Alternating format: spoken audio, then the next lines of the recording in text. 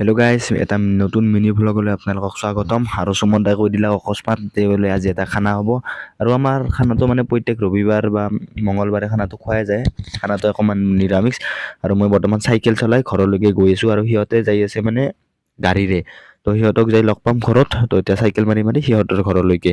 আৰু ঘৰত আহি ডাঙৰে কুটি আছে আলু, ডাঙৰৰ লগত সহায় কৰি দিছে অকণমান পেহীও আমাৰ।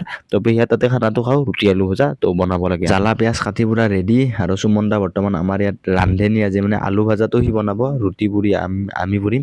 আৰু ডাঙৰে বাৰু এইবিলাক ধুই দিলাক, তো এইখিনি মই কাটি কিনে সুমন দাৰ তাতে দি দিওঁ। আৰু তাৰপিছত এয়া খৰি ওলাই দিব লাগে বোলে সিয়াক। তো সিয়াকে মানে ৰান্ধেনি, আমি কেৱল যোগাৰী সিয়াক। আৰু এইটো কৰাইতে বনোৱা হ'ব আলু ভাজা। আৰু কৰাইটো ধোৱা পালা হৈছে মোৰ, মানে ডাঙৰে ধুলে আলু ভাজা।